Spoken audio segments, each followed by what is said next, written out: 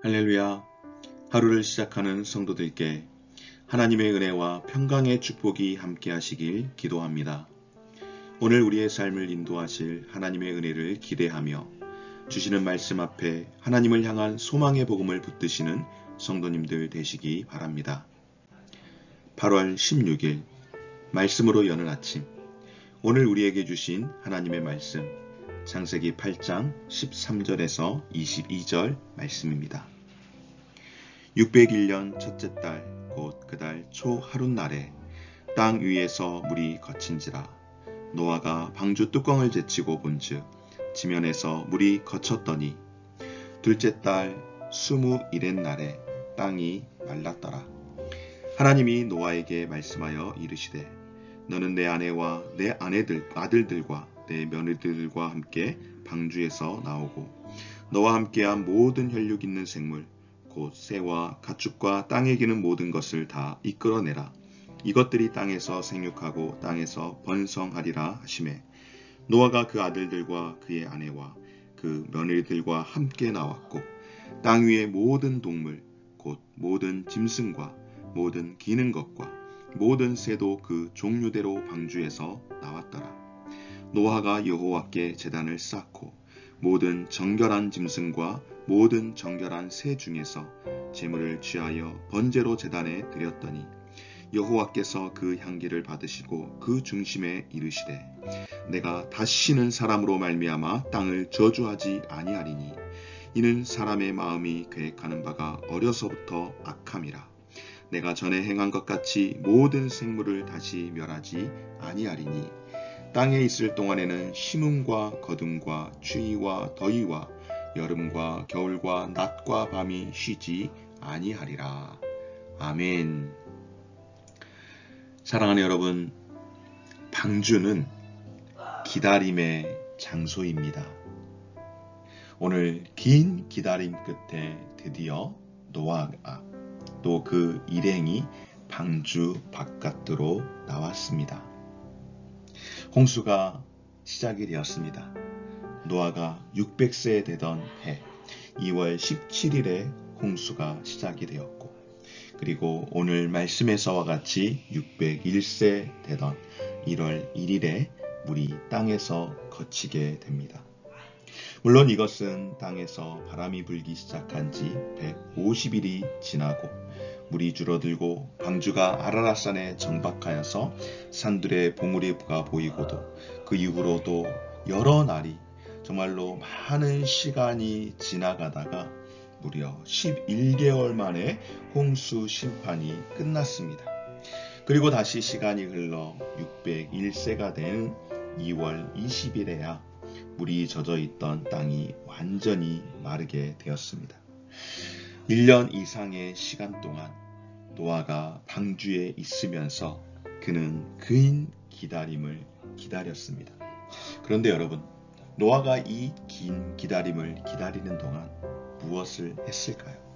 그도 하나님의 때를 기다리면서 그가 해야 할 그의 사명, 그의 일들을 감당했습니다.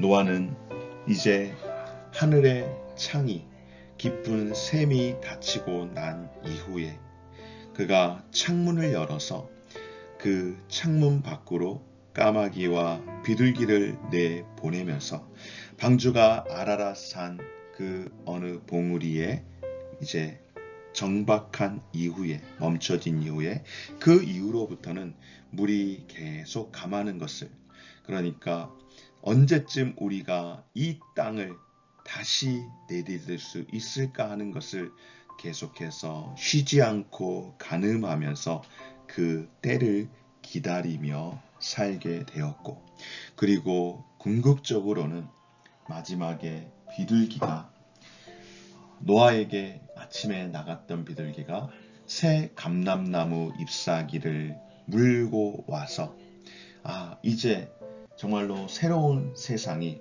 새로운 삶이 시작되었구나라는 것을 알게 되고, 그리고 이제 그 다음에 또 한 번 비둘기를 내보내었더니 더 이상 비둘기가 돌아오지 않는 것을 통하여서 최소한 하늘을 나는 생물이 살 수 있는 그런 환경이 조성되었다라는 것을 알게 되었습니다. 그리고 그 이후에 아마 또 시간이 지나게 되었을 때에 물이 마르고 난 이후 사람이 살 수 있다라는 것 또한 알 수 있었을 겁니다. 그러나 노아는 여전히 그 시간이 지나갔음에도 불구하고 그는 방주 밖을 나가지 않았습니다. 여전히 그는 기다리고 있었습니다. 왜 그랬을까요? 바로 이 방주는 하나님께서 노아로 하여금 기다림의 장소로 허락하여 준 시간 또한 자리였기에 그가 생각할 때에 사람의 마음으로 이미 충분히 나갈 수 있는 곳이지만 그는 여전히 기다리는 삶을 살았던 것이죠. 바로 하나님의 때를 기다린 것입니다. 그런데 어떤 면에서 보면은 노아가 이렇게까지 기다리면서 살아가야 하나? 너무 노아가 수동적으로 그의 삶을 살아가는 것은 아닌가라고 하는 생각을 해볼 수 있지 않겠습니까? 그러나 결코 노아의 기다림은 수동적인 태도로서 기다린 것이 아니라 그가 창을 열고 까마귀를 내보내고 그리고 비둘기를 내보내면서 땅에 물의 그 줄어듦을 계속해서 체크를 하면서 기다렸다라고 하는 것은 그의 삶 가운데서 하나님의 절대적인 말씀이 있었기에 그 말씀을 듣고 순종해야 하는 노아의 삶 가운데서 그의 신앙의 삶은 여전히 그가 해야 할 일들을 하면서 하나님의 때를 기다리고 있었다라고 하는 사실입니다. 사랑하는 여러분, 우리의 인생 가운데에 우리의 신앙 가운데에서 이 기다림이 너무나도 지루할 때가 있습니다. 또한 이 기다림 때문에 때로는 너무너무 수동적으로 우리의 삶을, 우리의 태도를 그렇게 반영할 때도 있더라고 하는 것입니다. 여러분, 우리의 기다림, 하나님의 때를, 하나님의 시간을 기다린다라고 할 때에 우리의 기다림의 자세는 무엇일까요?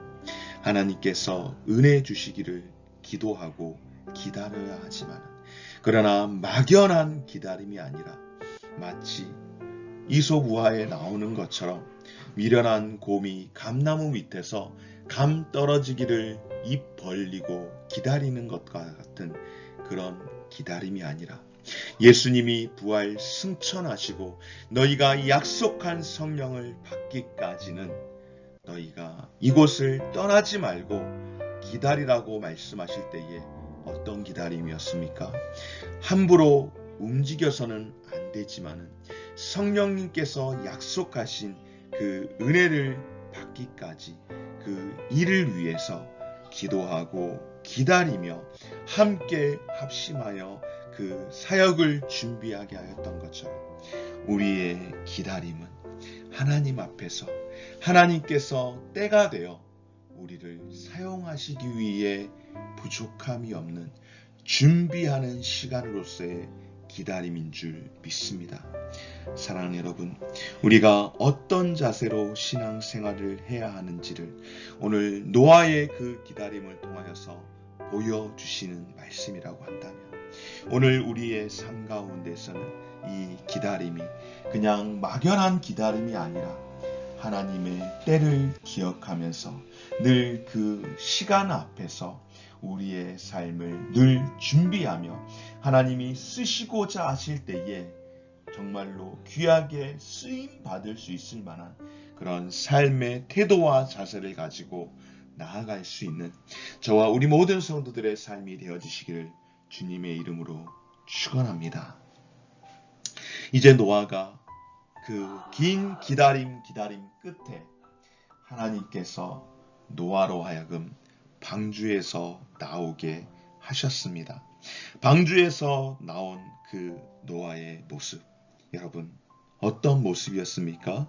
그가 방주에서 나오자마자 가장 먼저 한 그의 행동은 하나님께 제단을 쌓고 번제를 드린 것이죠. 예배를 드린 것입니다. 여러분, 그가 방주에서 나오자마자 가장 먼저 제단을 쌓고 번제를 드렸다라고 하는 것은 바로 그가 매사에 얼마나 하나님 중심으로 삶을 살았는지를 보여주는 대목 아니겠습니까? 여러분, 노아를 처음 소개하는 창세기 6장에서 하나님께서 노아에게 이야기하기를 무엇이라고 합니까? 그는 하나님과 동행하는 자요, 당대에 하나님께서 인정하는 가장 의로운 자라고 그렇게 말씀을 합니다.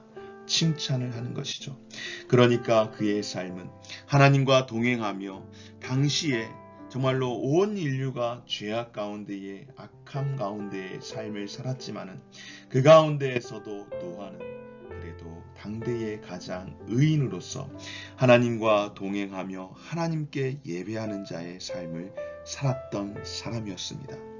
그런데 그가 불가피하게 이 방주에서의 시간을 오랫동안 보내면서 기다림의 시간을 통하여 그가 아마 육지에서 지내던 것과 같은 그런 방식으로 예배는 드리지 못했을 겁니다.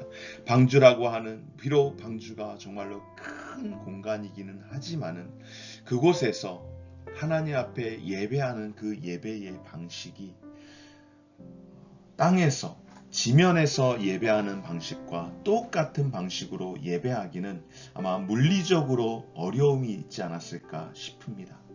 마치 우리가 코로나로 인하여서 기존의 예배를 드리던 방식으로 예배를 드리지 못하고 때로는 예배 자체를 드리지 못하는 그런 상황들, 예배의 그런 어떤 시간들을 줄여야 하는 물리적인 상황들, 불가피하게 온라인으로 예배를 드렸던 그런 상황들처럼 하나님을 예배하는 그런 방식이 분명한 것은 방주 바깥에서 했던 모습과는 사뭇 다른 방식이었을 겁니다. 그런데 여러분, 그가 오랜 시간 방주에 있으면서 하나님 앞에 예배하는 삶이 조금은 달랐을지는 모르지만 그가 다시 방주 밖으로 나왔을 때 가장 먼저 행한 것이 그의 예배가 다시금 회복되었다라고 하는 사실입니다. 여러분, 믿음의 삶을 살아가는 삶, 하나님과 동행하는 자의 삶을 살아가는 삶, 하나님이 정말로 이 시대 가운데에 믿음의 사람이라고, 의인이라고 칭찬하는 자의 그런 삶은 비록 환경의 제약을 받을 때에는 불가피한 상황이었을지라도 다시금 이제 예배가 회복이 되어야 할 때는 하나님 앞에 온전한 예배자의 삶을 살았지 않겠습니까? 오늘 저와 여러분들에게 이것이 울림이 되었으면 좋겠습니다. 우리가 불가피한 시간들을 보냈던 것은 사실입니다. 그러나 그 불가피함이 우리의 어쩔 수 없는 합리화로, 그리고 여전히 지금도 그것이 우리의 합리화가 아니라 이제 다시금 하나님 앞에서 다시금 제단을 쌓고 예배했던 노아와 같이 우리의 예배가, 우리의 신앙 생활이, 우리의 믿음의 방식들이 회복되어지는 그런 은혜가 있는 저와 우리 모든 성도들의 삶이 되어지시기를 주의 이름으로 축원합니다. 사랑하는 여러분, 오늘 21절 이 말씀, 예배로 하나님 앞에 회복할 때에 하나님께서 어떻게 하셨습니까? 그 향기를 받으시고 그 중심에 이르시되 내가 다시는 사람으로 말미암아 땅을 저주하지 아니하리니 이는 사람이 그 마음 가운데에 계획하는 바가 어려서부터 악함이라. 내가 전에 행한 것 같이 모든 생물을 다시 멸하지 아니하리니. 아멘. 여러분, 홍수 심판이 왜 일어나게 되었습니까? 사람의 마음에 계획하는 바가 어려서부터 악함으로 인하여서 그것 때문에 홍수 심판이 일어나게 되었는데요. 이제 홍수 심판 이후에 하나님의 마음이 바뀌셨습니다.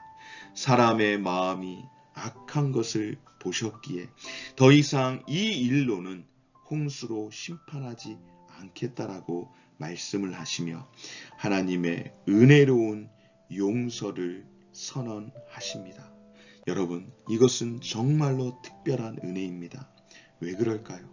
바로 하나님의 용서가 사람의 회개보다 앞서게 되었다라고 하는 사실입니다. 만약에 여러분, 하나님의 용서가 우리의 회개보다 앞서지 않았다면 어떻게 되었을까요? 우리는 홍수 심판 이전의 삶을 살 수밖에 없습니다.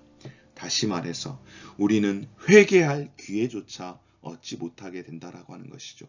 죄를 지어서 그 죄로 인하여서 하나님이 심판하면 우리는 회개할 기회를 얻지 못하게 되는데요. 하나님께서 우리에게 회개할 기회를 주셨다라고 하는 것. 우리가 죄를 지었지만은 하나님이 용서의 은혜를 통하여서 그 용서의 은혜로 인하여 우리가 하나님 앞에 회개할 기회를 얻게 되었고 우리가 회복할 수 있는 은혜를 얻게 된 줄 믿습니다. 그렇습니다, 여러분. 바로 하나님께서 다시금 노아로부터 시작하게 하는 이 인류는 바로 은혜를 통하여서 다시 시작하게 하신 것인 줄 믿습니다. 오늘 저와 여러분들이 이 은혜를 입은 인생들인 줄 믿습니다. 여러분, 우리가 이 은혜를 입었기에 오늘도 하나님의 보좌 앞에 나아가 엎드릴 수 있는 것 아니겠습니까?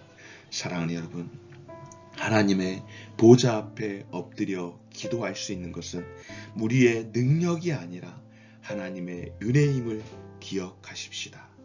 하나님께서 다시금 우리에게 이렇게 은혜를 베푸신 것은 노아가 방주 밖에서 예배할 수 있는 은혜를 허락하여 주심인 줄 믿고 그 은혜로 삶을 살아갈 수 있는 저와 여러분 되어지기를 원하며 오늘 이 하루의 삶 가운데서도 하나님 앞에서 다시 우리가 은혜로 시작된 인생임을 기억하고 이 하루를 그와 같은 축복으로 살아가는 귀한 성도들의 삶이 되어주시기를 주님의 이름으로 축복합니다. 아멘.